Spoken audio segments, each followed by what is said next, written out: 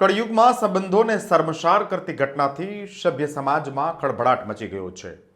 એક મહિલા પતિ સાથે અંગત પળો માણતી હતી ત્યારે જ તેણે પોતાના પતિની હત્યા કરી. વાત આટલેથી અટકતી નથી, પરંતુ પ્રેમમાં કામાંધ બનેલી મહિલાએ પતિની હત્યા કર્યા બાદ ત્યાં જ પોતાના પ્રેમી સાથે પણ સંબંધ બનાવ્યા. પોલીસનું કહેવું છે કે આ મહિલાનું તેના ભાણેજ સાથે અફેર ચાલતું હતું, જેથી તેણે ભાણેજના પ્રેમમાં આંધળા બનીને પતિને મોતને ઘાટ ઉતાર્યો. શું છે આખી ઘટના, તેના વિશે વિગતે ચર્ચા કરીએ. નમસ્કાર, હું છું રિયાઝ. સ્વરાજમાં આપનું સ્વાગત છે. યુપીના શાહજહાંપુરમાં એક મહિલાએ પોતાના પતિનું ગળું કાપીને હત્યા કરી નાખી. આ મામલે પોલીસ તપાસમાં અનેક ચોંકાવનારા ખુલાસા થયા છે. પોલીસનું કહેવું છે કે આરોપી મહિલાએ પહેલા પોતાના પતિ સાથે સંબંધ બનાવ્યા. આ દરમિયાન તેણે પતિનું ગળું કાપીને હત્યા કરી નાખી. ત્યારબાદ તેણે પ્રેમી સાથે પણ તે જ જગ્યાએ સંબંધ બનાવ્યા. આ ઘટનામાં મહિલાએ પ્રેમી યુવાન પર દોષનો ટોપલો ઠાલવી દીધો. જોકે પોલીસે સમગ્ર મામલે આરોપી મહિલા અને તેના પ્રેમીની ધરપકડ કરી છે. મળતી માહિતી મુજબ ગત તારીખ 28 જાન્યુઆરીએ યુપીના શાહજહાંપુરમાં આદેશ નામનો એક યુવાન હરદોઈથી પોતાના મિત્ર રામચંદ્ર સાથે નીકળ્યો હતો. તેણે પોતાના મિત્રને જણાવ્યું કે તે પોતાની મામી પાસે જાય છે અને તને પાર્ટી આપશે. રસ્તામાં બંને દારૂ પીને ભટપુરા ચટુ ગામ આવ્યા હતા. આદેશ નામના યુવકે પોતાના મિત્ર રામચંદ્રને બાઇક પાસે ઊભો રાખીને પોતે ઘરમાં અંદર જતો રહ્યો. આ દરમિયાન બલરામની હત્યા થઈ હોવાનું સામે આવ્યું. બલરામની પત્ની પૂજાએ પહેલા પતિ બલરામ સાથે શારીરિક સંબંધ બનાવ્યા અને આ દરમિયાન તેણે ધારદાર હથિયાર વડે તેનું ગળું કાપીને હત્યા કરી નાખી. એવું પણ જાણવા મળ્યું છે કે હત્યા બાદ તે મહિલાએ ત્યાં હાજર તેના પ્રેમી આદેશ સાથે પણ સંબંધ બનાવ્યા. ત્યારબાદ આદેશ ત્યાંથી નીકળી ગયો. બીજે દિવસે એટલે કે 29 જાન્યુઆરીના દિવસે સવારે 7:30 વાગ્યે બલરામનો નાનો ભાઈ રાજુ કામ પર જવા માટે જ્યારે પોતાના મોટા ભાઈને બોલાવવા માટે તેના ઘરે ગયો. ઘણી બધી વાત બોલાવ્યો, પરંતુ તેને કોઈ જવાબ ન મળ્યો.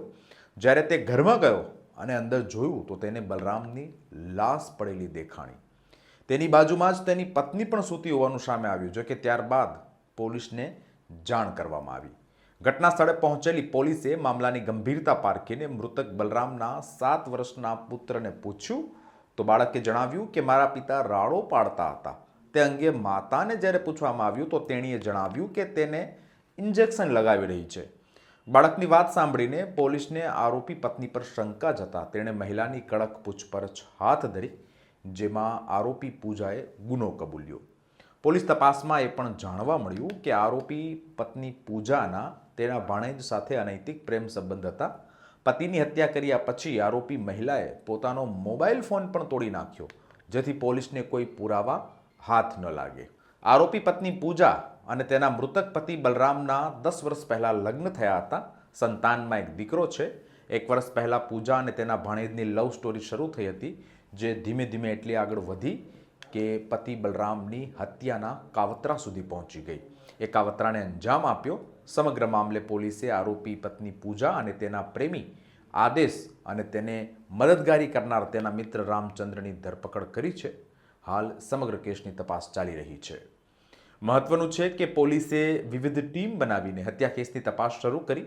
એવું પણ જાણવા મળ્યું છે કે પૂજા અભણ હતી, તેમ છતાં તે પોતાના પતિના વોટ્સએપ સ્ટેટસ પર સેડ સોંગ્સ લગાવતી હતી, જેથી તેનો પ્રેમી ભાણેજ તે સ્ટેટસ જોઈ શકે.